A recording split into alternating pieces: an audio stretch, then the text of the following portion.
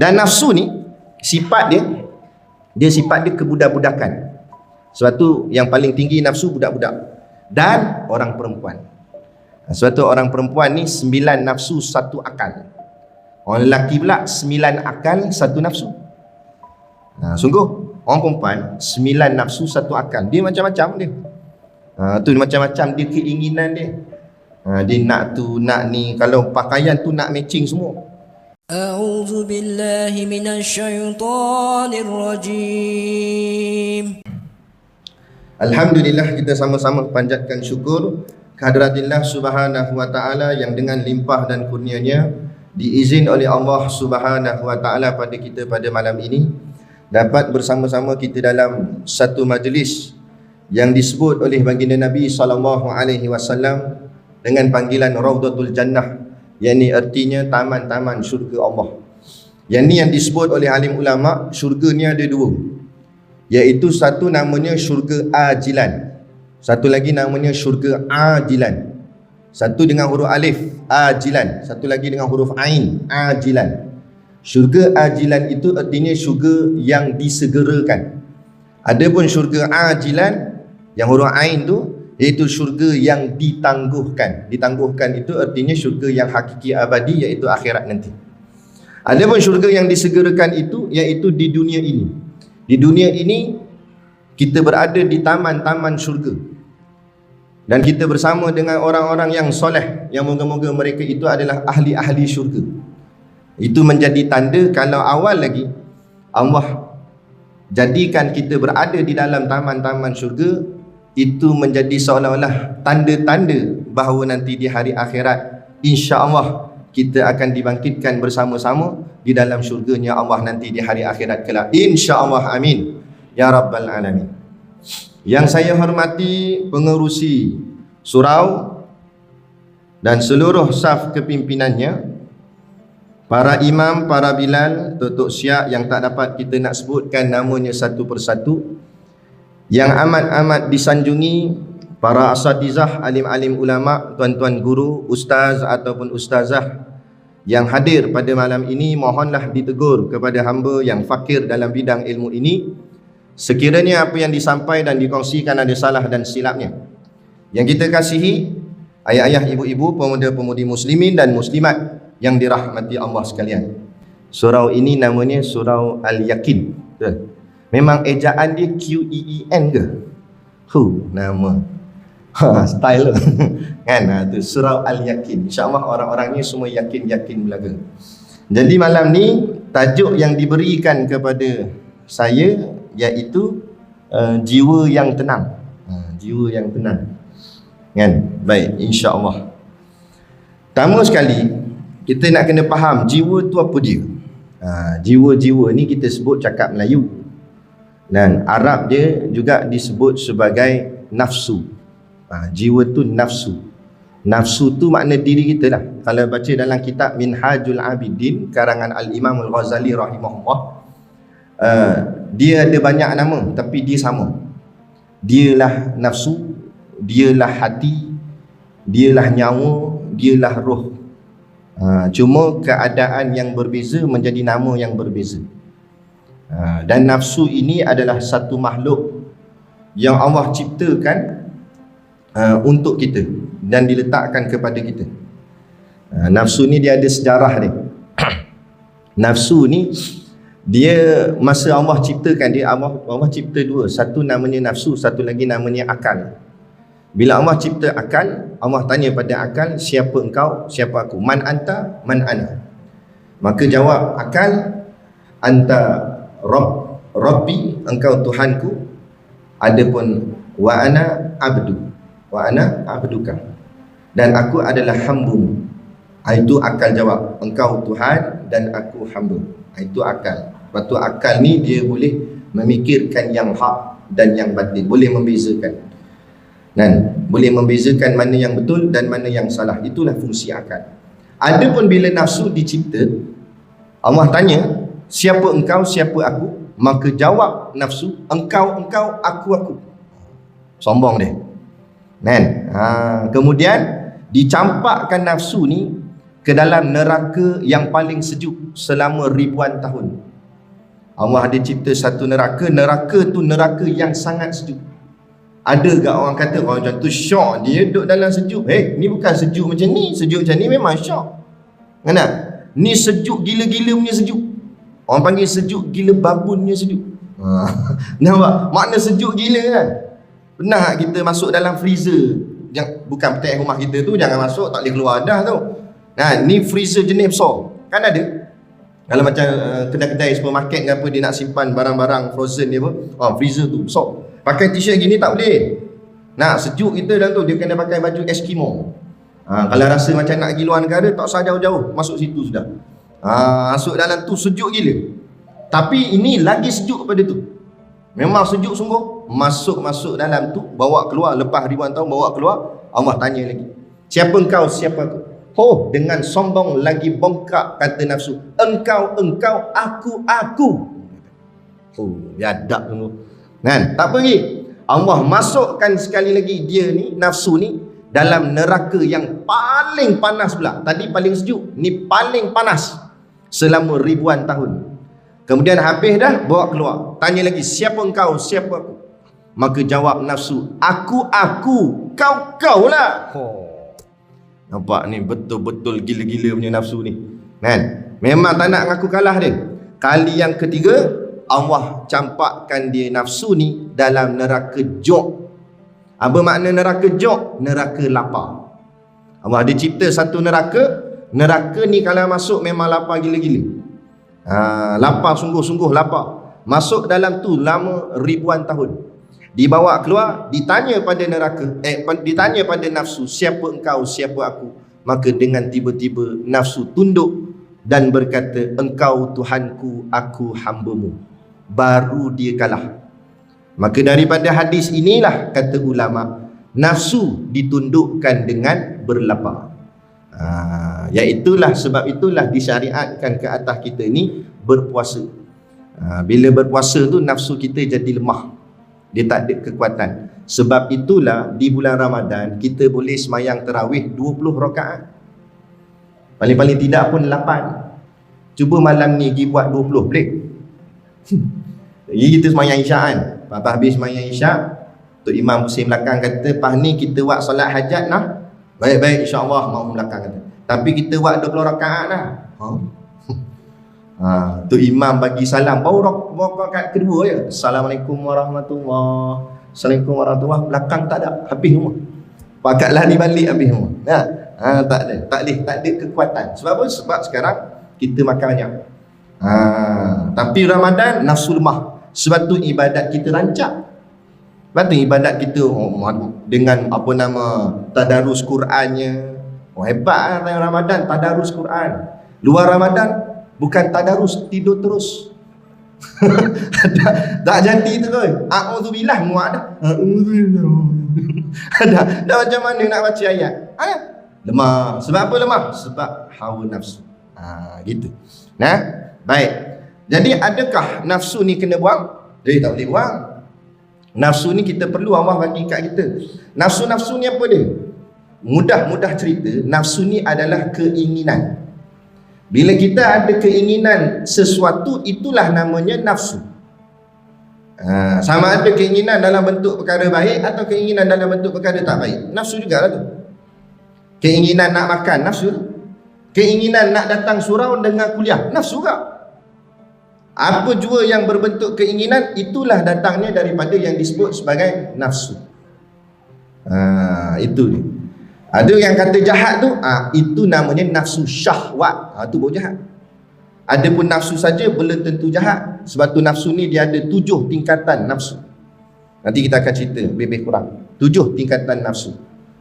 Sebab kalau kita kata nafsu semata-mata jahat, para nabi dan para rasul pun ada nafsu juga. Adakah nafsu para nabi dan rasul tu jahat? Lepas tu nafsu ni dia ada 7 jenis ataupun 7 tingkatan. Tergantung atas kita, nafsu kita ni duduk tang mana. Kadang-kadang nafsu tu boleh jadi baik pada kita, kadang-kadang nafsu tu boleh jadi jahat pada kita. Ada? Baik. Nafsu ni, nafsu yang pertama yang dikatakan nafsu yang jahat ni bila pada nafsu tu ada syahwat pada dia. Maksud syahwat di sini makna kata over, berlebih-lebihan. Itu baru bahaya. Nak makan boleh tak? Boleh lah makan. Kalau kita tak ada nafsu macam mana? Orang tanya, dah kamu ni nak makan nasi lemak ke roti canai? Dia nafsu tak ada, boleh tak? Gitu. Orang tanya nasi lemak ke roti canai? Dah bila nak boleh makan gitu. Ada kan ada pilihan, dia ada keinginan. Aku rasa nak teringin makan nasi lemak. Teringin nak makan roti canai. Teringin tu panggil nafsu. Nafsu nak bernikah lelaki perempuan. Tu nafsu tu. Ada. Kan?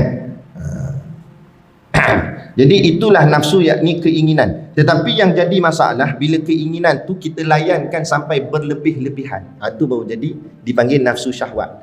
Nak makan tak salah, tapi nak makan banyak. Banyak tu baru salah. Nak makan mewah, mewah tu baru salah. Membazir sebagainya. Kan? Tapi nak makan saja tak ada masalah. Ada. Nak kahwin boleh kahwin. Nak kahwin banyak itu tak apa. Ada tak? Tapi hak sampai 4 jangan lebih. Kan? Itu tak apa. Kan? Tapi nak kahwin dengan bini orang, itu baru jadi haram. Ada. Itu dia. Baik, jadi nafsu dia sama macam contoh macam ubat lah.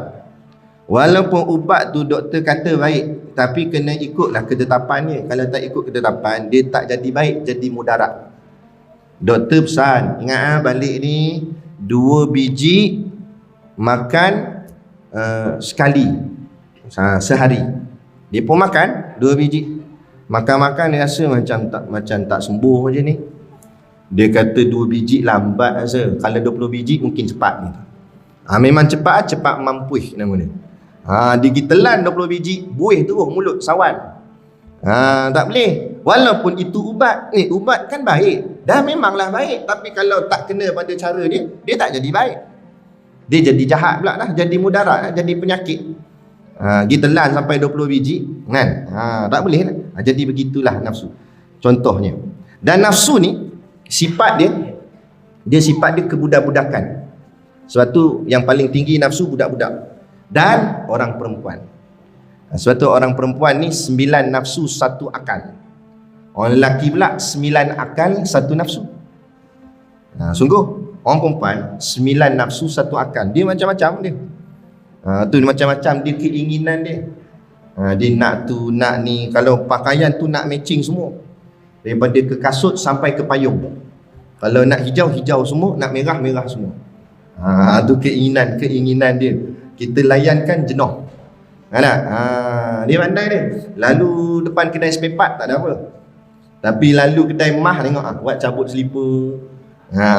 Buat tergolek tiba-tiba depan tu. Dia kata, bang, kedai emas. Dia ingat kita tak nampak. Kan? Tu nafsu tu. Macam budak-budak kat, budak-budak Arab. Di jalan. Sebab tu tuan-tuan tengok kedai-kedai biasa ni orang tukang kedai, dia akan letak mainan-mainan budak depan kedai. Berah-berah di bawah belakang, minyak masak bawah belakang. Tapi mainan budak di bawah depan, bola, Ultraman, pistol semua bawah depan. Apa? Itu tarikan. Biasanya family datang bawa dengan anak budak. Bila jalan budak tu tengok Ultraman, dia nampak macam mana? Dia mula jalan-jalan tiba kerah. Kita pun pal. Tengok anak kita sangkut situ. Tengok. Ayah tu ada pistol. Kan? Kita kata kan, itu dah beli dah. Itu kan beli dah. Tahu, tapi ni dia panjang sikit. Mula panjang sikit lah, pendek sikit lah. Lagi power lah. Mula. Kadang-kadang kan, bila kita marah, tak mau. Dah, tanya je. Tanya je. Dia nak tu. Ada. Kadang-kadang dia pegang. Dia pegang. Dia kata, apa tu? Nak beli? Tak, pegang je. Tapi pegang je dia ikut sampai kat cashier. Kenapa pegang sampai sini? Nak tahu harga berapa. Ada mainan dia. Tu budak-budak. Budak-budak tu nafsu. Kalau kita layan, habis kita. Duit pun habis. Kalau kita tak layan, dia membentak. Mula hentak kaki situ. Nangis. Wah. Kita jadi malu. Dia macam tu lah nafsu. Sebab tu disebut inna nafsa la'ammaratu bisu. Sesungguhnya nafsu itu mengheret kita kepada kejahatan. Allah sebut dalam Quran mengheret. Maksud mengheret ni bukan sekaligus pergi, dia pelan-pelan tarik. Itu kerja nafsu. Ni beza nafsu dengan iblis. Iblis ni hasutan dia drastik, puk berubah tu kan. Tapi dia sentak kita sekali je. Kita tolak, tak ada dah, dia belah gitu kan. Dia bisik kat telinga je. Dia kata bangun subuh-subuh pagi, dia bisik kat telinga kita, tidurlah wahai permaisuriku. Kita pun layan. Lepas tu dia bagi kita mimpi jadi YB. Dengan bawa beg James Bond bagai. Dia kata mimpilah. Ni kita tidur. Tu kadang malaikat datang bisik kat telinga kita pula belah kanan. Dia kata bangun nanti terlepas solat subuh berjemaah, luput fadilat besar tu. Kata si iblis pula, setan, dia bisik kat telinga kiri, relax lah Nan, Tok Bilal baru azan, kamat dak lagi. Dia pun dah baik dengan setan, dia panggil Tan je, baik Tan. Dia pun teruskan tidur. Nampak? Lepas tu malaikat tak putus asa. Malaikat ni namanya malaikat mulhim, kata guru kami. Malaikat mulhim ni tugas dia bagi ilham kat kita. Yang kita datang ilham nak buat benda baik tu, itulah malaikat mulhim. Ada seorang syekh pula kata itulah qarin kita. Yang suka duduk berdamping dengan kita. Bila kita nak buat benda baik, dia bagi tukang nasihat. Dia kata bagus lah, buat lah. Jadi dia bisik lagi, dia kata bangun dah, nanti terlepas tak dapat takbir bersama imam.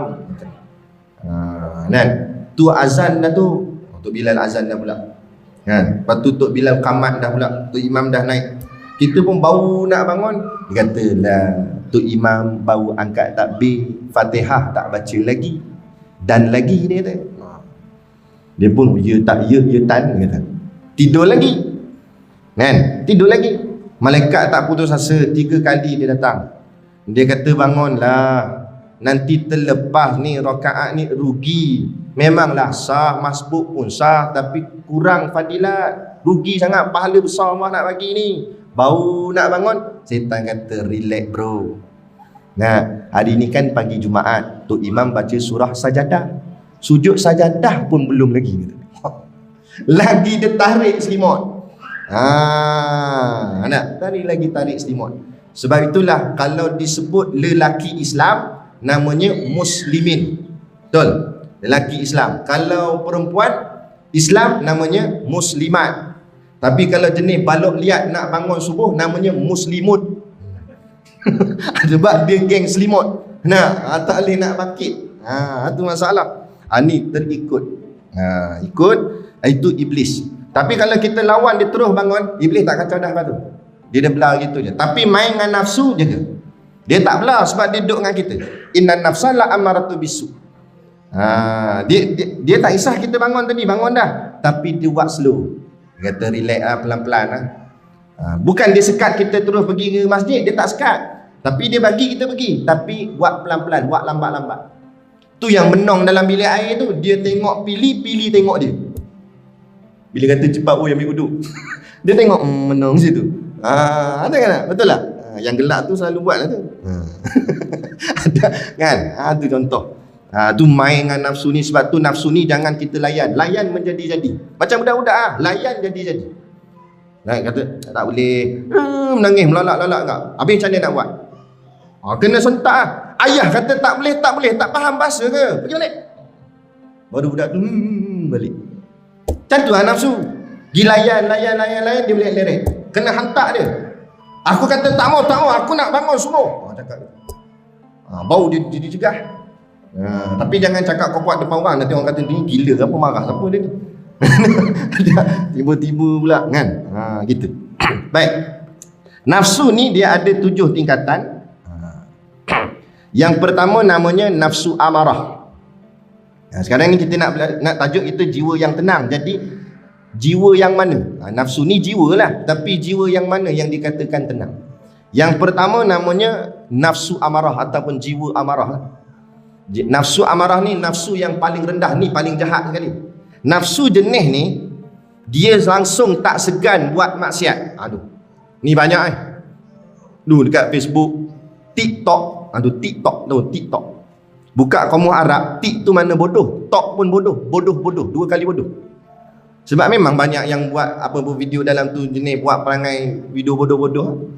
Yang elok-elok lah, yang buat apa nama kuliah agama apa semua share hadis, itu bagus, tak ada masalah. Tapi yang pelik-pelik ni, ada satu tu dia jalan, dia mula diri elok-elok, lepas tu masuk lagu tu. Ke benda aku ingat cacat ke benda. Dia buat anak pelik-pelik. La ilaha illallah. Ada yang satu lagi trending, mula duduk saja buat lembik ini. Lampu pasang lampu pasang. Sagi pop lampu tutup, dia nyalakan lighting telefon dia. Macam benda dah. Ikut siapa dia? Ikut siapa dia? Kan tak? Ada Rasulullah ajar gitu, ada ulama kita ajar gitu. Kita ni ikut je apa orang buat. Orang kafir buat, ikut je. Tu Nabi kata tu. Umat Islam akhir zaman akan ikut puak-puak kafir ni sejengkal demi sejengkal, sahasta demi sahasta, sampai ke lubang bewak pun akan ikut. Ni. Kenapa Nabi sebut lubang bewak? Itu sebagai bentuk kiasan. Bukan masuk sungguh lubang bewak. Gila apa masuk lubang bewak tu? Kiasan. Lubang bewak ni apa? Tempat yang sempit. Bila sempit masuk senang ke susah? Susah. Maknanya benda susah pun sanggup buat. Ikut trending. Nah, lubang bewak ni lagi apa? Kotor ke bersih? Kotor. Benda kotor pun sanggup buat asalkan trending. Ni penyakit umat akhir zaman. Buat benda memalukan diri ke apa? Kan? Sebab apa? Sebab dia nampak, boleh buat duit. Memang sekarang ni buat video, dia ada satu kerjaya baru. Kan? Nama dia YouTuber. Dia tak payah pergi pejabat, tak payah pergi apa semua. Duduk buat video pelik-pelik. Kalau buat video agama tak apa. Ni buat video pelik-pelik. Kan? Kadang-kadang ada yang setengah tu buat video pasal diri dia. Gimana? Pergi pasar, rakam, berak pun rakam. Nak ilaha illallah habis. Tapi yang pelik netizen pun suka juga. Itu sama-sama bodoh tu. Kan? Suka juga dah. Jadi rating tinggi tu. Bila rating tinggi mula, syarikat-syarikat ni bayar dia. YouTube bayar, apa semua bayar. Sekarang tak payah gaduh lah. Penat-penat je pergi ngaji universiti 3-4 tahun. Keluar kerja dengan orang juga, gaji 3-4 ribu baru. Kalau buat video pelik-pelik ni 40 ribu boleh sampai sebulan. Kan? Baik buat video pelik-pelik. Ini dah jadi. Kalau macam tu lah dah jadi, kita punya kebiasaan agak-agak tamadun manusia ni jadi macam ni. Lembu tengok kita pun geleng kepala. Bodoh. Nah, lembu tiba-tiba rasa cerdik lagi dia. Dia kata aku tak buat macam tu. Betul tak? Ada lembu buat gitu. Padahal lembu pergi sekolah pun tidak. Yang dia pergi sekolah tapi bodoh daripada lembu lagi. Tu habis. Ini namanya nafsu amarah. Bukan maksud amarah tu dia suka marah dah. Maksudnya dia ni ikutkan semua hawa nafsu dia. Buat je lah. Dia tak rasa malu. Banyak ni. Pegang botol arak ni. Pegang. Buat gambar profile picture dalam Facebook. Nama Islam. Fi akhir zaman la yabqa minal Islam illa ismuhu, kata Nabi. Pada akhir zaman tidak ada yang tinggal daripada umat Islam itu melainkan tinggal nama saja. Nama je Islam. Perangai jauh daripada Islam. Nampak? Jauh. Ni satu masalah tak kira lah. Selangor tak selangor sebut juga. Melanggar akidah, langgar agama tak kira sebut juga. Bon odori. Itu bercanggah tu. Kita tak boleh terlibat dengan sebarang bentuk perkara yang melibatkan keagamaan lain. Lakum dinukum waliyadin. Dalil jelas Quran. Nak buat mana ayat tu? Bagi kamu agama kamu, bagi kami agama kami. Nah, dia nak buat tak apa, terpulang lah. Dia nak buat, biar dia buat. Yang kita nak pergi join tu buat benda. Nah, kalau perayaan tu bukan perayaan agama tapi perayaan bangsa sahaja, itu tak apa. Kan, bangsa saja tak ada masalah sebab bangsa bukan agama. Cina, India, Melayu. Itu bukan agama. Cina bangsa, India bangsa, Melayu bangsa. Lepas tu kita kata kita hidup majmuk bersatu padu antara bangsa Cina, Melayu dan India. Boleh? Tak ada masalah. Itu yang tertubuh ni CIMB tu tahu. Cina, India, Melayu bersatu. Kan? Boleh, tak ada masalah sebab sudut bangsa. Tapi kita kata kita bersatu dari sudut Hindu, Buddha, Islam dan Kristian, tak boleh, hukumnya haram. Sebab kalimah la ilaha illallah nak buat. La ilah ni menafikan segala-galanya. Tak ada Tuhan. Bila tak ada Tuhan, Jesus bukan Tuhan, dewa bukan Tuhan, nak kira boh datang apa pun, semua bukan Tuhan. Illallah, hanya Allah Tuhan. Bila hanya Allah Tuhan, Mutusami punya Tuhan siapa dia? Allah ke? Acong Allah ke? Tuhan Dajjal Allah ke? Tuhan Iblis Allah ke? Semua Tuhan adalah Allah. Sebab mana ada Tuhan lain? Dan tu kenapa mereka tak sembah Allah? Itu masalah dia.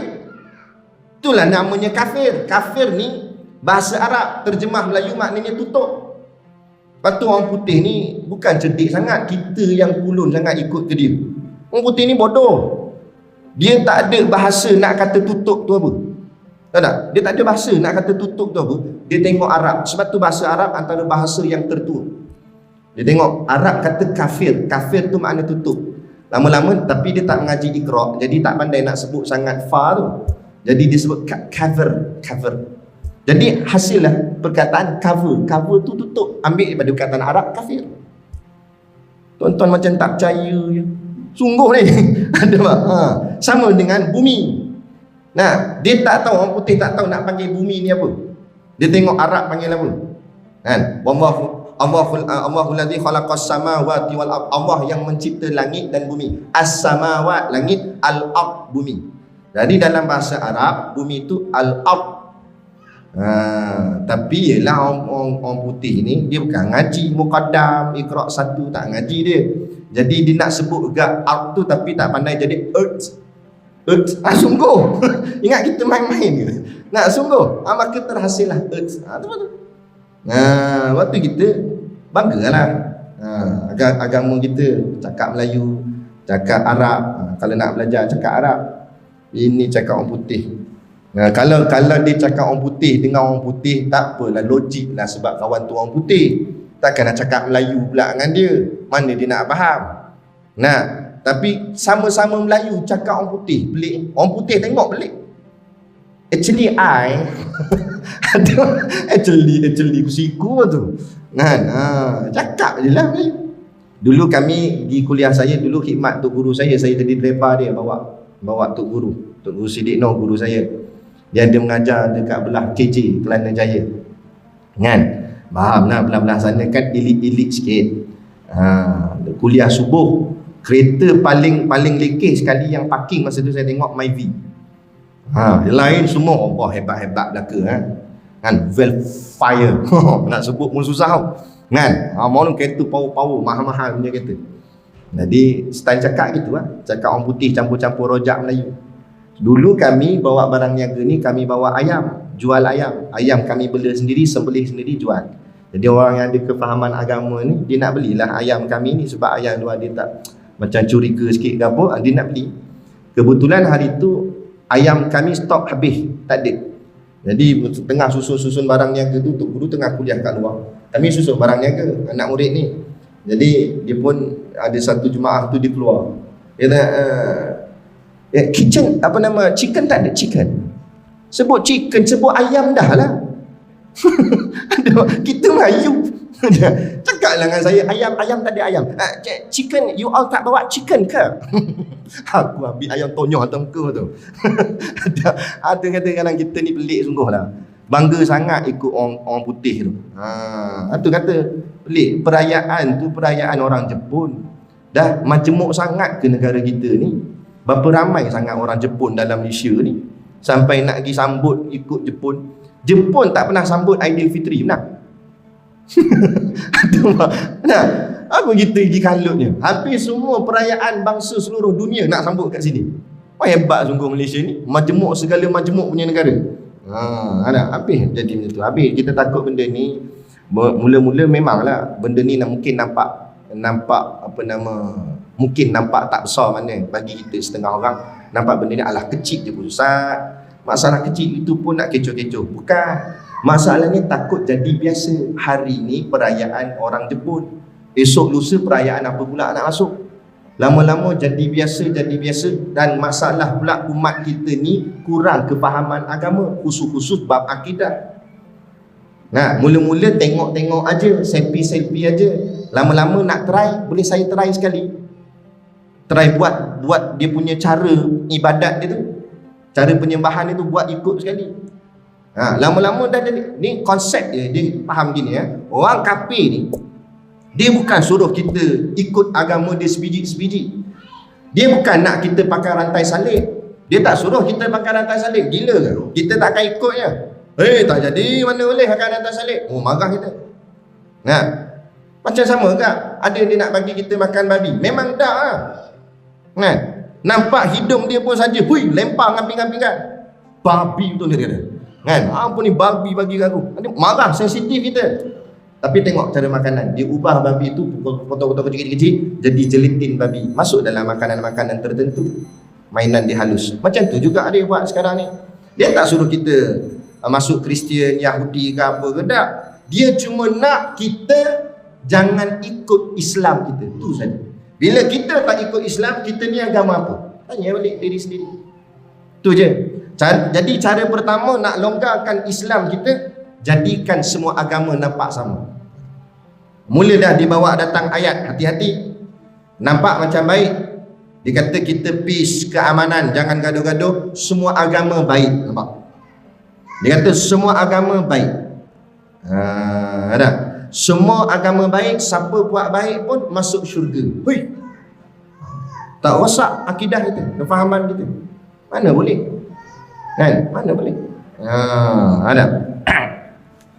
Lepas tu kita kena faham sungguh-sungguh. Inilah masalah yang paling berat, iaitu namanya nafsu amarah. Dia tak ada segan nak buat maksiat, dan dia tak rasa menyesal langsung buat maksiat. Malah dia seronok lagi bangga dengan maksiat dia buat. Bangga pula tu. Dia kata, hang minum apa? Heineken. Aku jenis stout. Hang secawan baru, aku 2 botol lah. Bangga buat maksiat. Itu tak ada orang muda, tak ada orang tua pun ada tak minta maaf cakap. Dia tua, jalan pun tak larat, pegang tongkat gini goyang. Kan? Tak larat dah. Tapi mulut dia jenis lah. Zaman muda dulu taiko agaknya bekas ayanda. Kan? Dia nampak budak-budak gini. Ui, budak-budak ni kan. Aku sepak, hang tak kenal aku siapa. Aku time muda dulu, aku tanpa orang pusing kepala. Aku pernah sekali zaman muda aku jentik telinga dia putus tu oi. Dia bangga dia pernah pukul orang, dia bangga dia pernah penampar orang. Padahal kan benda tu jahat. Walaupun dia dah berubah, dia dah jadi baik, dah dia duduk masjid, tak usah ceritalah keburukan aib yang kita pernah buat dulu. Tak usah. Allah dah tolong tutup aib kita. Orang tak tahu pun kejahatan kita dulu buat apa. Tapi kita pergi gantai cerita. Dia cerita kat budak-budak. Korang tengok je pakcik ni macam ni. Hantar tak pakcik ni dulu gangster kampung dusun tau. Dia bangga jadi gangster. La ilaha illallah. Ni kata, ini bila Allah dah tutup aib, kita pergi buka aib kita. Dalam hadis kata Allah takkan tutup dah sampai bila-bila. Maka aib kita akan terus terbuka. Nampak tak elok je pada kita. Asal tu jangan, tak usah lah. Kita dah berubah jadi baik, jadi elok. Yang lama biar antara kita dengan Allah je yang tahu. Kenangan kita gitu saja. Tak usah cerita kat orang. Ada. Itu nafsu amarah, bangga buat maksiat. Kalaulah tiba-tiba terdetik hati dia nak berubah, Allah bukakan pintu hidayah pada dia. Ini istilah dia dalam ilmu tasawuf dipanggil khotir, lintasan hati. Lintasan hati ni ada 2. Satu disebut khotratun samawiyah. Lintasan hati direct terus daripada Allah. Kalau Allah yang tegur dia secara direct, Allah tegur dia terus ke hati dia, teguran itu akan berubah secara drastik tiba-tiba. Suatu perasaan nak kita tengok ada golongan artis dulu lawa pop tu berubah, dah jadi macam ustaz dah. Ni zaman dia ni tuan-tuan. Kata guru kami, sebelum Allah terbalikkan bumi ni, maksud terbalik bumi ni kiamat lah. Bumi terbalik, habis huru hara, gunung ganang berkecai-kecai apa semua ni. Sebelum Allah terbalikkan bumi ni, Allah akan terbalikkan isi dalam bumi tu. Apa dia Allah terbalikkan isi dalam bumi? Contoh macam mana? Lelaki nak jadi perempuan, kan terbalik.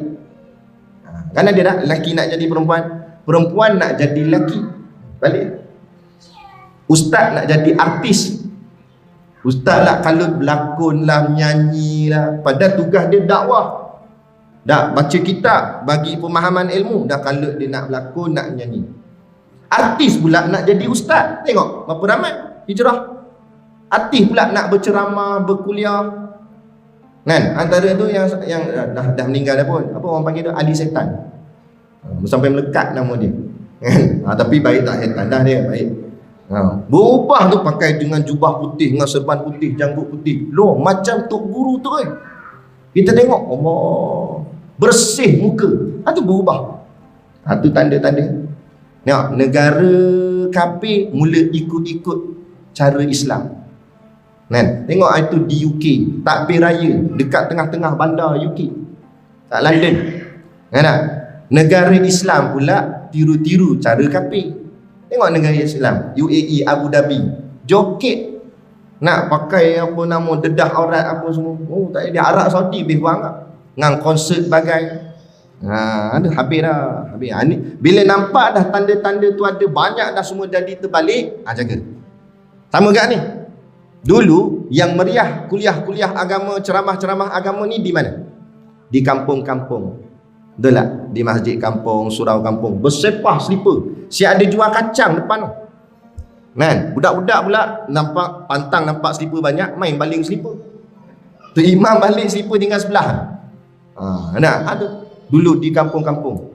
Lah ni kampung ni ya, tengok kipah lagi banyak daripada jemaah. Sungguh. Saya datang ni pada Beruah, belah kampung kat tu. Masjid besar, orang tak ada sangat. Sungguh, tak ada mana sangat. Di jemaah mana tak tahu, jemaah kedai kopi ke mana tak tahu. Main dam haji, aku makan kau, aku makan. Jadi malaikat makan ni apa tu? Ada. Tapi di belah bandar pula jadi. Negeri Selangor tak silap saya pernah mencatat negeri yang paling banyak majlis ilmu. Bersaing-saing dengan Pulau Pinang. Pada dua-dua negeri ni, negeri yang orang cakap apa, pesat membangun lah. Dari sudut bandar-bandar dia tu, jarang nak cari kampung, ada. Tapi tak banyak dah, banyaknya rumah taman, bangunan-bangunan. Tapi hidup. Malah majlis ilmu bukan di surau masjid, di pejabat pun ada kuliah.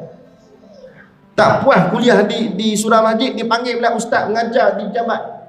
Mengajar di rumah-rumah orang pun ada. Buka kitab. Punya sungguh, ni zaman tu dah mula nampak terbalik. Jaga-jaga tuan-tuan. Bila tengok dah banyak benda terbalik, maka bersiap sedialah akhir sekali dunia ini sendiri akan terbalik. Bila terbalik habis, hancur lebur. Maknanya dunia sudah sampai kepada penghujungnya. Baik. Nafsu tingkat kedua, katakanlah dia dah berubah, dia dapat teguran daripada Allah, berubah drastik dia. Dia pun berubah. Tapi orang yang macam ni, kata tok guru kami, Allah sentak hati dia berubah sekali je. Jadi lepas dia berubah, dia kena cari pembimbing, kena cari guru. Kalau dia tak jumpa guru, dia akan patah balik ke perangai lama balik. Jadi tuan-tuan, manalah tuan-tuan dulu mungkin lawa ke apa, sekarang tiba-tiba terdetik hati tu, tu dah sudah lah. Lama mana aku nak lawa, lama mana aku nak buat perangai yang tak elok. Aku pun koi tua dah ni, duduk masjid surau lah dengan kuliah mengaji agama gitu gini. Kadang kita nak berubah. Itu kadang-kadang datang teguran tu terus daripada Allah. Allah sentak hati kita. Tapi syarat dia, kita kena cari guru untuk bimbing kita. Kalau tak, di situ jadi bahaya. Sekarang pula kita berada di zaman yang penuh dengan fitnah. Dalam nak mencari agama pun fitnah, simpangnya banyak. Kalau tak kena cara, kita tersalah ikut Syiah ke, Ayah Pin ke, mampu. Apa nama, Rasul Melayu pun ada tak Selangor kan, Rasul Melayu. Dahsyat Selangor ni. Kuat nak ngaji sampai jadi Rasul. Dia kata Nabi Muhammad tu Rasul orang Arab. Ini kita punya Rasul Melayu. Saya dah jumpa Rasul saya, makcik tu. Bangga pula. Ada kita tengok, alamak. Orang gila Tanjung Rambutan, dekat Tanjung Rambutan tu tiba-tiba rasa jadi waras. Dia kata, siapa gila? Dekat aku ke dia? Kan? Allahu Akbar. Inilah sebab kejahilan mudah ditipu oleh orang. Jadi itu pertama. Yang kedua, namanya nafsu lawamah. Nafsu lawamah ni, dia dah ada kesedaran. Dia timbul rasa sedar. Dia rasa bersalah. Allah, silap akulah, dia kata. Dia ngaku dia silap. Aku minum arak, Allahu Akbar. Contoh. Kan? Ataupun dia terbuat benda salah, tak kira lah buat maksiat apa, zina ke apa ke, dia terbuat. Tapi sebabkan perbuatan tu dah macam jadi tabiat, nak tinggalkan tu berat, payah. Nak tinggalkan tu payah. Dia dah biasa tikam nombor ekor, tikam-tikam tak kena, insaf sekejap. Sebab tak kena. Astagfirullahaladzim. Sebab tak kena, cuba kena. Ada sekali tu di jalan-jalan, ada ceramah.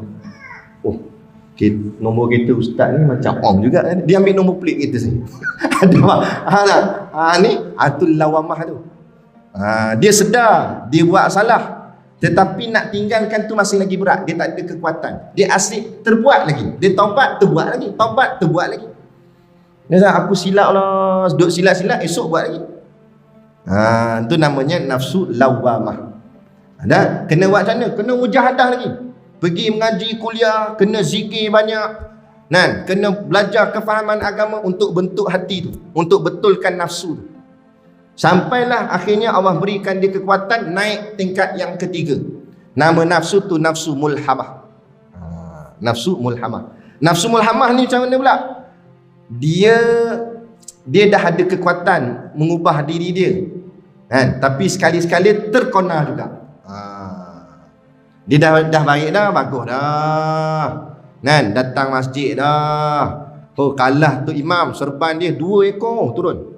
Orang ikat 1 ekor je keluar nak, dia sampai 2. Kuat dah. Kayu sugi celah telinga ni gini. Tasbih tak main pegang jadi dah, gantung leher. Nunjukkan ni, bagus dia ni. Tapi sekali-sekali kemak gigak. Tikam juga ni. Sungguh. Ada satu masjid tu saya mengajar. Datang-datang AJK dia nyending-nyendingnya saya. Dia kata, ustaz, malam ni ustaz bantai bab judi. Awak, jemaah kita ustaz, dalam duk semayang jemaah pun judi juga. Tikam nombor ekor. Loh, jemaah kita. Saya kenal sangat. Dia cium tangan ustaz. Dia kata macam tu. Saya sungguh saya lakonkan balik.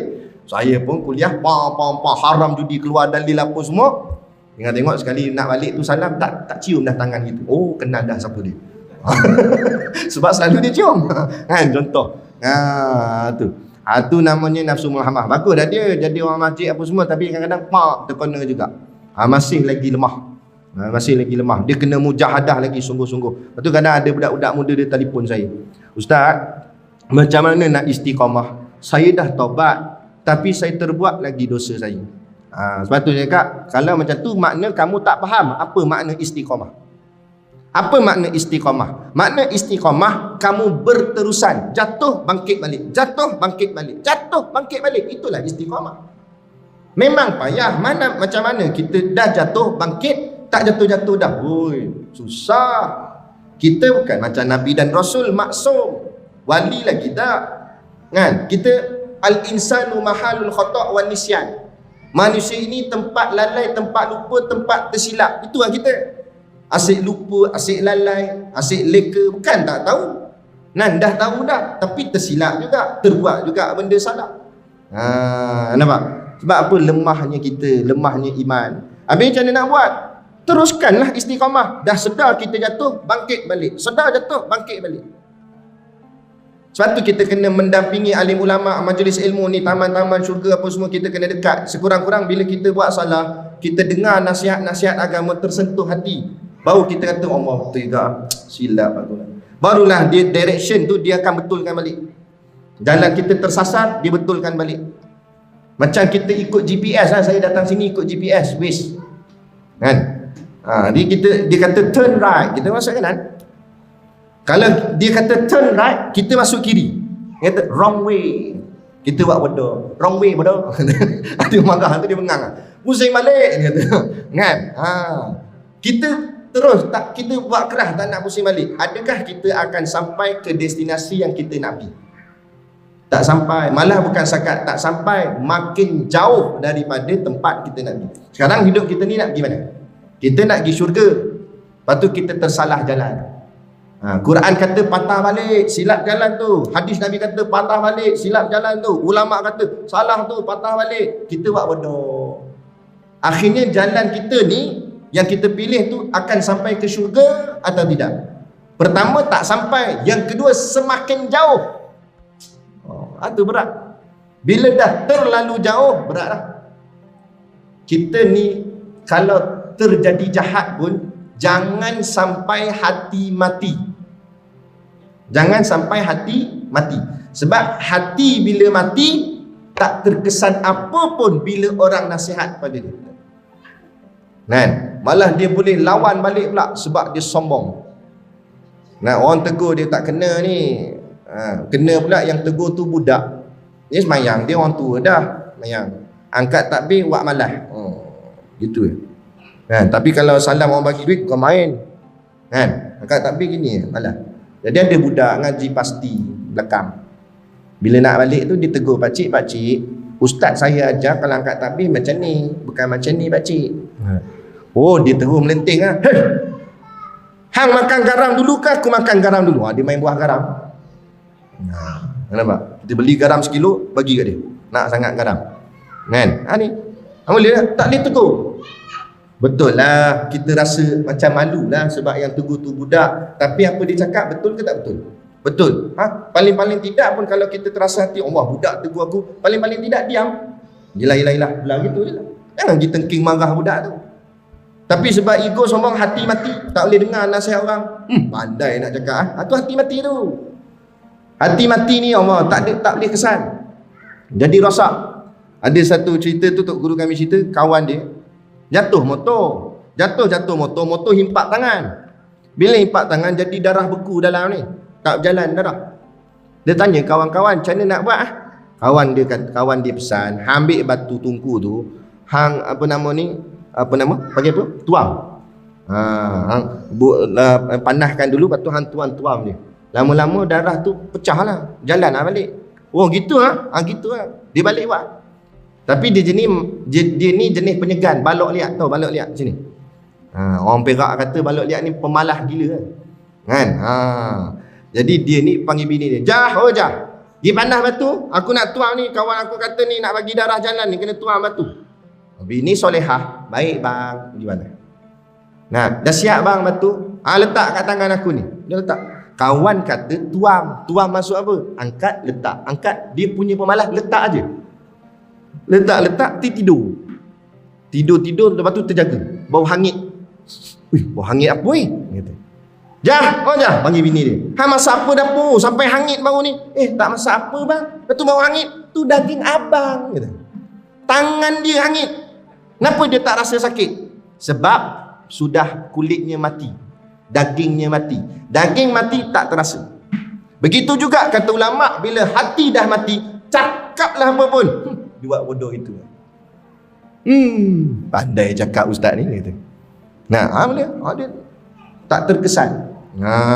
Tu payah jenis. Sebab tu kita kalau terjahat sekalipun, jangan sampai hati tu mati. Tak boleh dengar nasihat dah. Kita silap tak apa, orang tegur, kita betulkan balik. Tu kau, minta maaf nanti saya betul balik lah. Terima kasih tegur saya. Okey ya. Ni nak buat sombong gitu. Tu nafsu. Jangan sampai nafsu mengawal kita. Inilah nafsu amarah, lawamah dan mulhamah. Tiga-tiga nafsu ni tidak selamat. Tidak ada jaminan boleh lepas daripada azab api neraka. Nafsu amarah paling awal sekali lah masuk neraka. Lawamah dengan mulhamah CP. Kena masuk gak kena azab sebab dia dosa banyak. Yang selamat ini baru masuk tajuk kita ni. 9-10 kan. Maknanya kita akan ambil ke 12. Boleh? Sebab baru masuk. Jadi yang selamat ni paling rendah sekali, tingkat yang keempat, nama dia nafsu mutmainnah. Inilah nama dia, nafsu mutmainnah. Ya ayatuhan nafsul mutmainnah, irji'i ila rabbiki radiyatan mardiyah, fadkhuli fi ibadi wadkhuli jannati. Wahai orang yang mempunyai nafsu mutmainnah, irji'i ila rabbiki radiyatan mardiyah, kembalilah kepada Tuhanmu yang engkau redha atas segala nikmat yang diberikan kepadamu. Fadkhuli fi ibadi, dan masuklah dalam kumpulan hamba-hambaku yang berbahagia. Wadkhuli jannati, dan masuklah ke dalam syurga. Sebab tu nafsu mutmainnah barulah boleh masuk syurga dan selamat daripada azab api neraka. Nafsu mutmainnah ialah nafsu yang tenang. Itu jiwa yang tenang. Nafsu yang tenang, jiwa yang tenang. Jenis nafsu mutmainnah ni, dia sudah tak terjerumus dirinya dalam kelembah kemaksiatan. Malah dia merasa jijik dengan maksiat. Habis macam mana kita nak buat? Macam mana kita nak sampai kepada nafsu mutmainnah? Pertama, segala dosa kita kena ada menyesal. Apa pernah kita buat dulu-dulu? Menyesal dulu. Menyesal ni bukan cakap kami nyesal. Dah, kena menyesal ini perasaan dalam hati. Maknanya menginsafi. Maksud menyesal, kita takkan cerita dah dan kita rasa malu dengan keburukan yang kita buat. Ada. Kita malu. Aib. Jahat kita buat ni kita kena anggap dia aib. Benda yang kotor, jijik. Contoh. Kalau kita tercirit, kita nak cerita kat orang tak? Kita dengar kuliah ni, angguk punya syok punya dah. Lepas makan kenduri apa tak tahu. Kan? Perut tadi petang dah bunyi eok dah. Kan? Dengar kuliah angguk. Belakang pop. Alamak, rasa melekat basah je ni. Tapi dia pandai. Dia tak nak bagi orang sangka dia awal lagi buat apa dia? Supaya orang tak tuduh dia. Dah. Tapi macam mana nak bangun kan? Dia pun pelan-pelan keluar gitu. Dia tak cerita kat orang. Sebab apa? Sebab dia tahu itu benda memalukan, aib diri dia. Ada ke orang tercirit patut pergi depan ambil mic, saya tercirit je. Bodoh ke apa? Ada. Macam itulah juga kita bila buat salah dan dosa, kita menyesal sungguh dosa kita buat dan kita tak ada rasa bangga langsung dengan kesalahan kita buat. Malah kita kalau hidup ni boleh patah balik, aku takkan buat, kita kata gitu. Itu baru namanya menyesal. Sungguh-sungguh kita tinggal. Tinggalkan sungguh-sungguh. Yang itu syarat pertama, buang dulu. Syarat yang kedua, kita tanam azam. Aku nak jadi baik, lebih baik daripada sebelum ni. Aku akan cuba buat yang terbaik. Jalan dia paling mula-mula sekali, banyak kadang-kadang budak-budak muda dia tanya, Ustaz, saya dulu teruk Ustaz, gini perangai buat apa semua, jadi saya nak berubah lah Ustaz, saya nak jadi baik. Apa step pertama saya kena buat? Dalam kitab-kitab tasawuf, antaranya Minhajul Abidin, Imam Ghazali pesan, peringkat pertama iaitulah ilmu. Pergi mengaji. Dekati majlis ilmu. Orang buat kuliah agama, kita hadir. Tak bawa kitab tak apa, dengar dulu. Lama-lama kita akan merasai kelazatan ilmu tu. Sonok lah kita.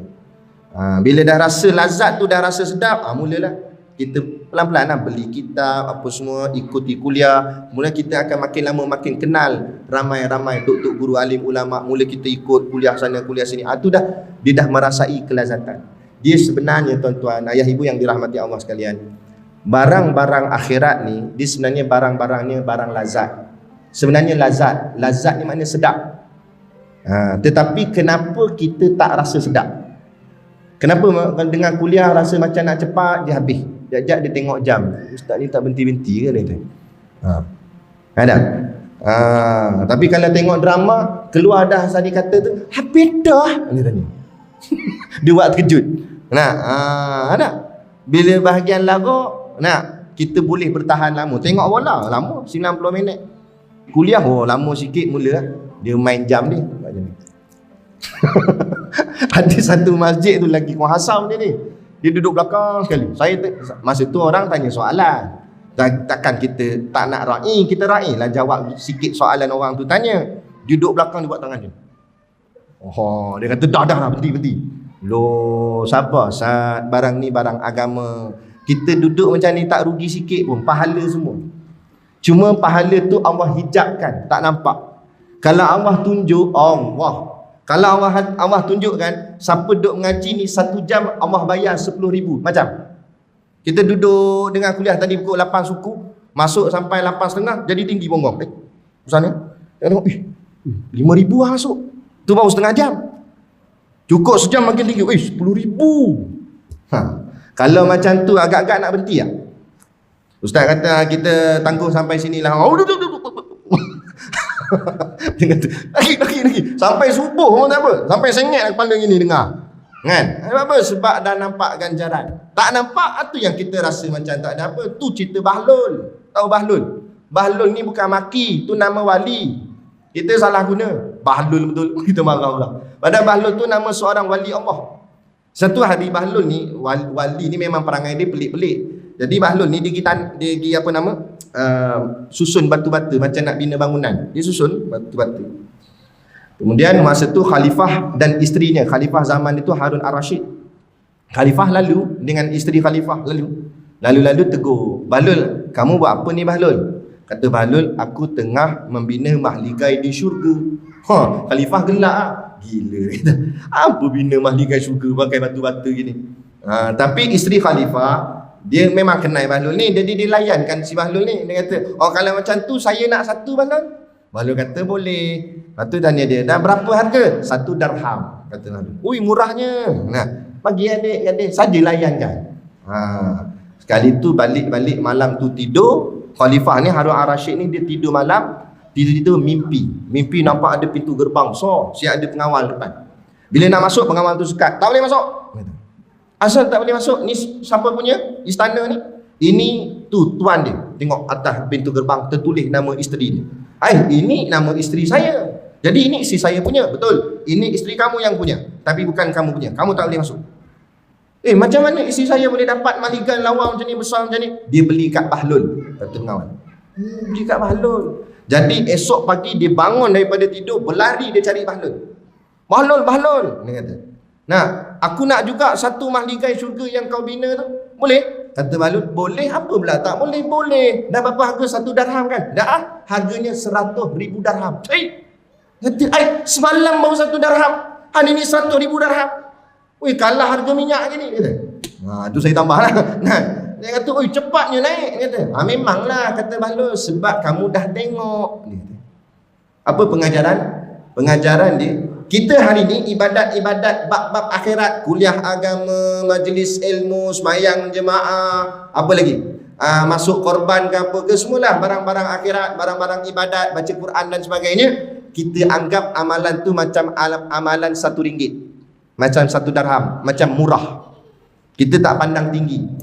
Betul tak? Kalau pandang tinggi, jam jalan ni, semua nak masuk sini, dengar, nak sembahyang jemaah. Pagi-pagi yang jam tu sebab nak pergi sembahyang subuh berjemaah ke nak pergi berjabat ramai-ramai? Ada pergi berjabat sampai jam, pergi masjid surau nak sembahyang, mana ada jam, mana ada orang sungguh-sungguh. Sebab dia pandang macam ibadat tu murah, macam tak ada apa. Sebab belum nampak hasil. Dah nampak hasil esok di hari akhirat, ya Allah, dengan macam-macam Allah bagi syurga, bidadari, masa tu akan timbul penyesalan. Kata Allah, boleh tak patah balik kat dunia, saya nak hidup balik, nak buat balik, nak dengar kuliah lah, apalah semua, nak duduk dengan jemaah, solat jemaah. Tak ada dah, dunia sudah dihancurkan. Jadi kita fikir-fikirkanlah, sementara kehidupan ini Allah beri peluang pada kita. Jadi inilah sebenarnya jiwa yang tenang. Saya sebelum kita tutup majlis kita ni, sebab tengok muka pun dah lain macam dah tu, saya nak baca last satu, di mana satu hadis Nabi SAW. Nabi bersabda, "Innan nura idza dakhala al-qalba infasakha wan syaraha." Kata Nabi, sesungguhnya nur, cahaya, apabila masuk ke dalam hati, ia akan luas terbuka. Apa cahaya tu? Cahaya Islam, cahaya ilmu, cahaya agama. Bila masuk dalam hati, hati kita akan jadi lapang, tenang. Kita akan, orang cakap, hilang stres dan sebagainya, dan akan jadi terbuka, jadi lapang. Memang pun kan. Kemudian sahabat tanya, "Ya Rasulullah, adakah alamatnya cahaya tu masuk? Macam mana kami nak tahu nur Allah tu dah masuk dalam hati kita belum?" Sahabat tanya, mujuk sahabat tanya, kalau kita pun tak tahu. Maka jawab Nabi, "Nikmat tajafi andaril ghurur wal inabah ila daril khulud wal isti'dadu lil mauti qabla nuzuli." Artinya, nikmat itu, cahaya itu kamu akan merasainya, iaitu tandanya kamu akan menjauhkan diri daripada negeri yang banyak tipu daya, dan kembali kamu kepada negeri yang kekal, dan menyediakan kamu bagi mati sebelum datangnya. Jadi tanda-tanda cahaya Allah masuk dalam hati, mendapat jiwa yang tenang, ada 3 tanda daripada hadis ni. Yang pertama, kamu akan mula menjauhkan diri daripada negeri tipu daya. Negeri tipu daya ni siapa dia? Mana negeri tipu daya? Iaitu dunia. Kamu dengan dunia mula merenggang-renggangkan dirimu dengan dunia. Kamu tak jadi gemar dah sangat dengan dunia ni. Dunia ni ada gitu je, bersifat dengan sifat qanaah. Ada, tak ada sudah. Tak ada dah nak puluh, nak minta-minta dunia, tak ada dah. Mula dah hati tu, dunia ni lebih kurang sudah lah. Itu tanda cahaya dah mula masuk. Tapi kalau hati ni masih lagi nak dunia ni, jaga. Itu belum lagi cahaya Allah masuk dalam hati itu. Ini yang menyebabkan jiwa tak tenang. Itulah punca dia. Sebenarnya Allah ni tuan-tuan, Allah tak pernah menyusahkan kita. Yang menyusahkan kita ni diri kita sendiri. Sebab kita terlampau demand, kita terlampau meminta-minta. Macam hari tu raya terkejut orang kata, kan, raya terkejut. Saya kata tak ada istilah raya terkejut sebenarnya. Dia terkejut lah Ustaz, tak dan beli santan, ayam pun tak beli, lemang tak beli. Tu masalah nafsu. Nah, padahal kalau lemang tak ada, santan tak ada, ayam tak ada, esok boleh raya ke tak boleh raya? Ada. Tapi permintaan kita nak raya mesti ada ayam, mesti ada lemang, mesti ada gini. Mesti tukar langsir, mesti tu. Habis benda dia nak tukar. Kan? Kata bang, kita kena tukar ni bang, langsir kita kena tukar. Ni apa perabot rumah kena tukar. Ada kali suami ni bengang, dah bini tak payah tukar. Bengang tu nak. Ada ni ikut nafsunya tu. Padahal tak tukar semua tu kan boleh je. Sahabat-sahabat dulu raya juga, para Nabi dan para sahabat meraihkan juga Aidilfitri. Tapi macam kita raya ke? Sebab kita dah sebab benda ni dah jadi biasa. Kan? Tengok telio orang lain pakai kereta mahal, kita pun terkejar-kejar nak pakai kereta mahal supaya jadi standard dengan orang lain. Maka kita kurang mampu, gaji kita tak tinggi macam kawan-kawan tadi. Tapi pulun tu akhirnya sampai nak overtime. Orang siang dah sibuk kerja, malam bahagian duduk masjid lah. Dah dia sampai ke malam kerja. Sampai malam kerja. Lembu pun petang masuk kandang. Mana? Lembu kata tengok, lembu kata, tak balik lagi. Kata. Itu sebab apa jadi tu? Sebab pulun punya pasal. Sebab nak boleh ni, nak dapat. Padahal kalau kita meletakkan hati kita, tak apalah, aku kereta apa pun ada pun tak apa, kancil 850 pun tak apa, asalkan boleh sampai tempat kerja. Walaupun tekan signal naik wiper, tak apalah dia kata. Kan? Exhaust tak payah cakap, ikat dengan dawai. Nombor plate pecah 2 dah. Kan? Tapi tak apa, boleh jalan lagi. Tu qanaah tu, merasa cukup dengan apa yang ada. Jadi hati jadi serabut dah? Tak serabut. Tak serabut. Lepas tu kadang-kadang kan, sebab tu kata tu guru kami pesan, tak usah jadi orang kaya, tapi jadi orang senang. Orang kaya belum tentu senang, tapi orang senang pasti kaya. Orang kaya belum tentu senang. Kadang-kadang hidup dia susah. Kita nampak senang, kita tengok hebat BMW yang dia sampai kotak tengah nak bayar hutang 2,000 sebulan. Kan? Kena pula PKP, project down apa semua. Pening. Saya kata kotak tengah dah botak semua dah. Nampak? Kadang-kadang rumah orang kaya kan. Saya pernah pergi orang panggil ceramah, dia bawa pergi rumah dia, rumah datuk ni. Masuk pintu pakai cap jari tu. Scan, boleh buka pintu. Kalau tertinggal lah jari dia, tak boleh balik rumah dia. Kan? Cerita canggihnya rumah dia tu. Hebat. Dengar ada tembok keliling, siap ada dawai, dah macam penjara punya ni. Ada dawai siap, dah dawai ada kaca pula lagi. Lepas tu depan pula tampal ADT. Rumah ini dikawal selia oleh Bukit Aman. Bukit Aman tu kan? Tengok ada pagar depan apa semua. Kadang-kadang tidur tak lena juga, walaupun rumah macam tu. Tidur tak lena, dia baru nak delap bunyi alarm kereta. Bangun dia, selak lah si. Tengok, takut-takut kereta dia orang nak curi. Bukan kereta aku, dia pun bau nak delap, bunyi anjing lah. Siapa budak ni? Tengok. Sampai ke pagi, tu yang bengkak mata-mata lah kali kena heart attack.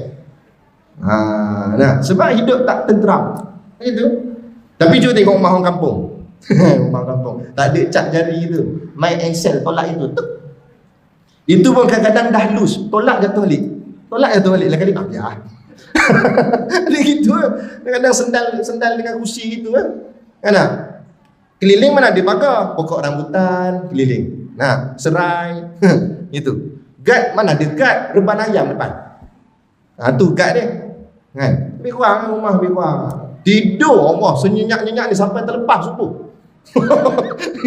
Kangkung dengkur. Tiba-tiba sekali periuk jatuh dekat dapur. Tong. Bini, bang, kita tengok dapur bang. Ada orang masuk rumah kita tu, dengar ada periuk jatuh. Dia bangun lah. Kucing gitu. Dia kata siapa nak masuk rumah kita? Dia kata. Nah, yang berat sikit tu batu tumbuk dia kata. Lain tak ada apa, nak curi apa? Nak curi basikal. Rantai putus dia kata. Aduh, jadi dia tak serabut kepala. Relax aja. Aduh. Tapi kita tak adalah nak sampai suruh jadi miskin macam tu ke apa kan. Makna kata kita apa yang ada dah ni syukurlah. Qanaah. Tak usah meminta-minta. Jenis meminta-minta ni lagi-lagi meminta jawatan, meminta pangkat. Kadang-kadang memang dapat. Tetapi Allah tak tolong. Bila Allah tak tolong, dia tak ada kekuatan untuk melaksanakan amanah yang dipegang. Akhirnya jadi bebanan kepada dia, menyusahkan dia, stres. Itulah punca stres. Jadi kita buat kerja macam biasa. Kalau dah sampai masa memang kita kerja jujur baik, Allah sendiri akan gerakkan hati bos kita, majikan kita untuk naikkan pangkat kita. Tak apalah. Bila kita dipilih sendiri, bukan kita yang minta, Allah akan berikan kekuatan pada kita untuk apa cakap, menjalankan amanah yang telah dipikulkan atas kita. Itu cara dia. Kita buat kerja kita sudah. Apa kita ada cukuplah. Jangan berlebih-lebih. Orang kata apa? Ukur baju badan sendiri. Kita ada duit RM10, makan cara RM10. Nah, habis kurang itu. Ni duit RM10 nak makan cara RM50. Itu masalah. Akhirnya jadi sesak. Akhirnya jadilah pulun nak cari mana tak tahu. Sekali stres kepala. Nah, niaga pula untung tak dapat. Mulalah. Itu yang jadi punca jiwa tidak tenang. Maka jiwa tenang kembali pada Allah. Syarat pertama, berlonggarlah dengan dunia. Jangan ketat. Orang kalau tanpa ketat dengan dunia macam ni ni dunia, ketat gini. Bayangkan saat berpisah dengan dunia. Sebab tu mati, bahasa Melayu kita panggil meninggal dunia. Saat nak meninggalkan dunia tu agak-agak macam ni. Kalau ketat sangat je. Oh, itu yang perit, itu yang akhirnya matinya sakit sesangat-sangat. Sebab nak berpisah. Macam orang pakai baju ketat.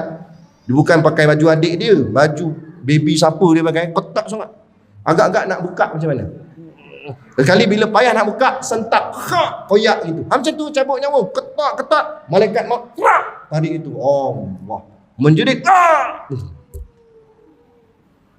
Saya duduk sebut malaikat maut, takut kan dia datang sungguh. Ada kan? Nak cerita. Ada. Tapi kalau kita dengan dunia berlonggar-longgar, ni kita, ni dunia. Ada tak? Bukan suruh buang dunia, sagi pakat ramai-ramai jual rumah, tidur kat masjid. Nah, bukan suruh buang dunia, ni kita, ni dunia. Tapi letak. Itu kata ulama, dunia letak di tangan, jangan buh di hati. Ada tak ada sudah. Bahagian akhirat, bahagian Allah buh di hati. Tak boleh tak ada, kena ada. Itu. Nah, jadi dunia kita letak gini. Bila letak gini, saat nak pisah senang tak? Senang. Senang. Sebab dia letak je.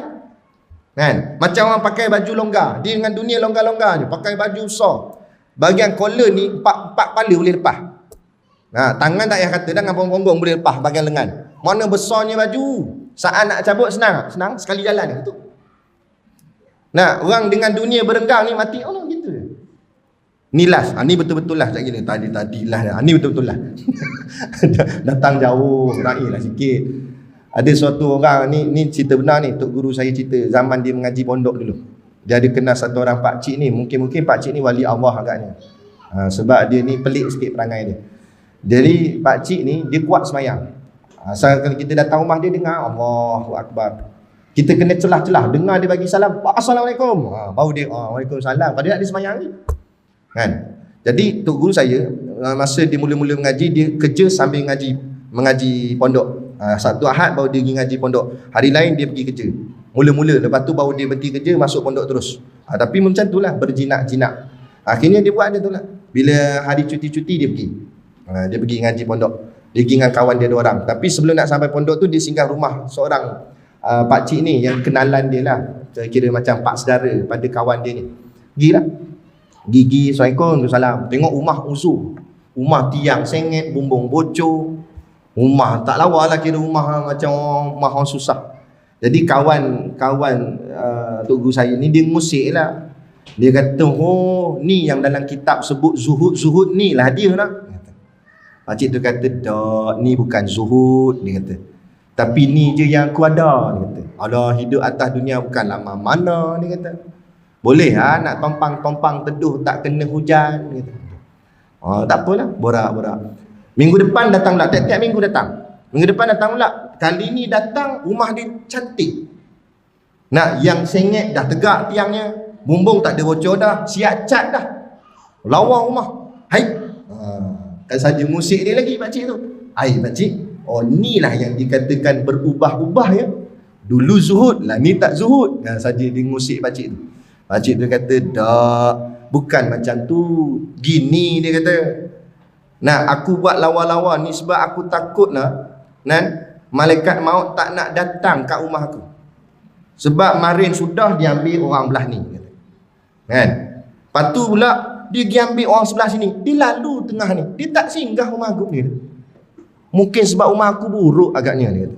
Itu yang aku buat bagi lawa. Mana tahu minggu depan dia ambil aku. Ui, mati dia boleh cakap macam tu.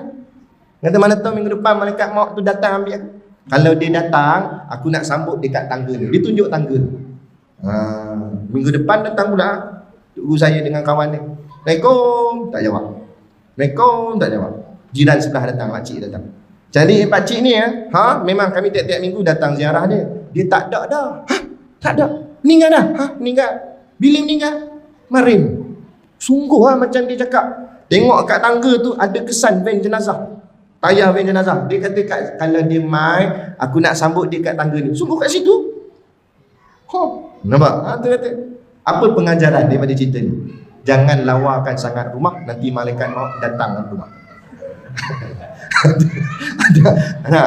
Tapi nak ceritanya, beginilah orang yang dah bersedia menghadapi Tuhannya. Sebab apa? Sebab jiwanya tenang. Dunia ni dia tak heran dah.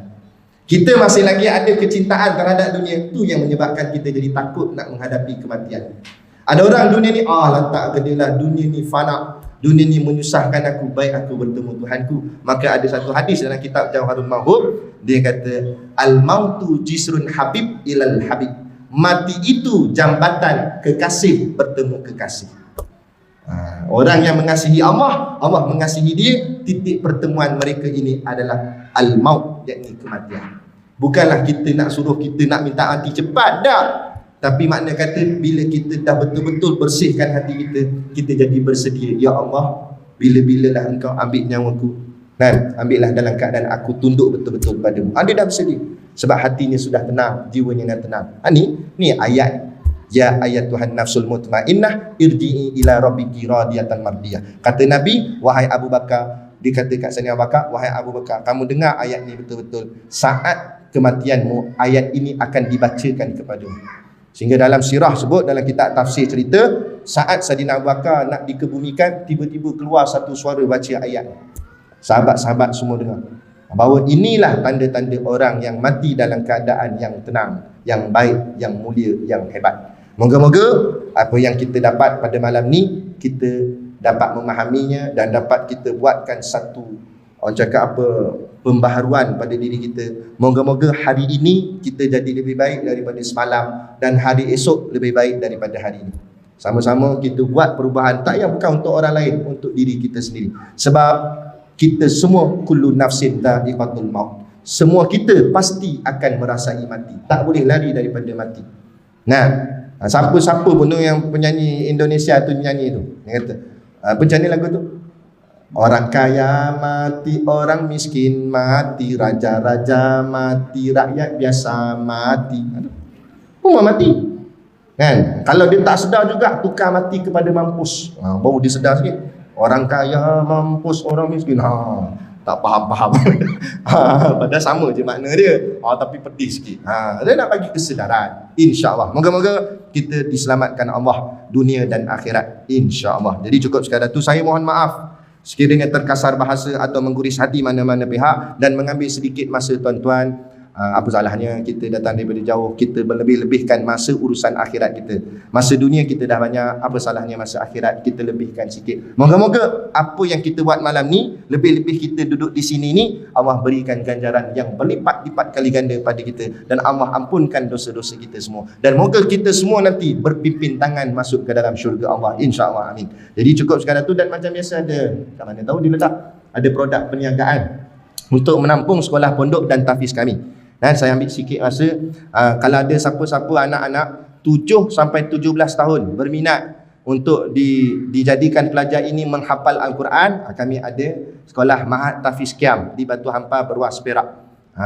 Yuran pendaftaran 260 termasuk bulan pertama, dan bulan seterusnya hanya RM100 sahaja. Daripada dulu Tok Guru tak pernah naikkan harga dia. Walaupun sekarang kos barang apa semua dah makin meningkat, tapi tak itu juga yuran dia. Sebab kita lebih fokus untuk membantu orang mendekati agama.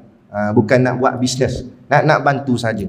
Itu pun tujuan nak ambil duit sebab nak bayar gaji. Itu untuk tahfiz 7 sampai 17 tahun. Kalau yang lebih 17 tahun pula berminat nak mengaji agama, kita ada pondok dekat-dekat dengan situ juga, ada tapak yang sama, cuma kita bezakan kawasan.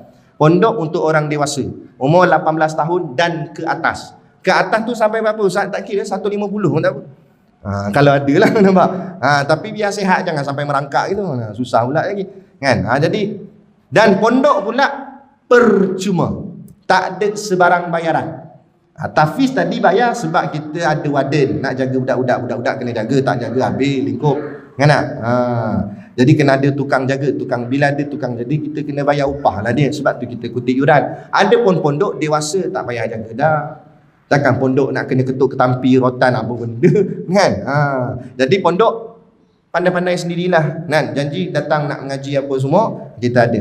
Pondok kalau tahfiz kita main dia hafal Quran lah. Di samping kita ajar ilmu-ilmu fardu ain, kitab-kitab kecil, kitab-kitab nipis. Adapun di pondok Tok Guru sendiri mengajar kitab-kitab sol, kitab-kitab Jawi, kitab Arab dan sebagainya. Siapa nak mengaji tak ada masalah, insya-Allah. Pondok percuma.